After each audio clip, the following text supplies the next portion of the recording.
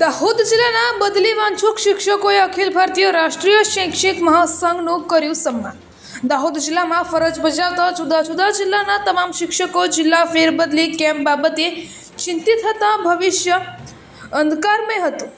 બદલી કેમ્પના કોઈ સમાચાર કે એંધાણ ન હતા, આશાનું કોઈ કિરણ ન હતું। ત્યારે અખિલ ભારતીય રાષ્ટ્રીય શૈક્ષિક મહાસંઘના અધ્યક્ષ શ્રી દેસિંગભાઈ તડવી, મહામંત્રી શ્રી જનકભાઈ પટેલ અને સંગઠન મંત્રી શ્રી દીપકભાઈ અમલિયાર સાહેબે ભગવાન કુબેરેશ્વર મહાદેવના મંદિરે લીંબડી ખાતે સમગ્ર ગુજરાતમાંથી સૌપ્રથમ સરકાર સમક્ષ બદલી કેમ્પની રજૂઆત કરવાની અને કેમ્પ લાવી અપનાવવાની 100% ગેરંટી આપી હતી। ત્યારે શિક્ષકોએ નક્કી કર્યું હતું કે જો બદલી કેમ્પ આવશે તો આજ કુબેરેશ્વર મહાદેવના મંદિરના સાનિધ્યમાં અખિલ ભારતીય રાષ્ટ્રીય શૈક્ષિક મહાસંઘનું સન્માન અને ઋણ સ્વીકાર કાર્યક્રમ ગોઠવવામાં આવશે। આજે એક ઘડી આવી ગઈ છે। સંગઠનને ગુજરાતના તમામ શિક્ષકોનું દિલ જીતી લીધું છે અને દરેક શિક્ષકના હૃદયમાં સંગઠન બિરાજમાન થયું છે। ત્યારે દાહોદ જિલ્લામાં જુદા જુદા જિલ્લાઓમાંથી ફરજ બજાવતા તમામ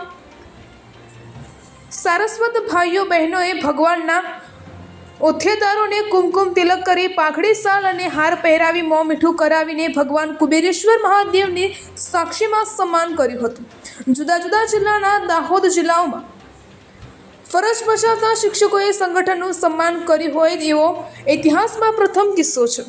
સાથે સાથે અગ્રતાની જગ્યા સેનોરિટીમાં કન્વર્ટ કરાવવા જેટલાએ ફોર્મ ભર્યું છે એ તમામનું લિસ્ટ મૂકવામાં અને અરજી કરેલ તમામ ઉમેદવારોને સ્થળ પસંદગી માટે લાભ આપવા રજૂઆત કરી સર્વે મોં મીઠું કરી છૂટા પડ્યા હતા। અખિલ ભારતીય રાષ્ટ્રીય શૈક્ષિક મહાસંઘ કામ કરી રહ્યું છે।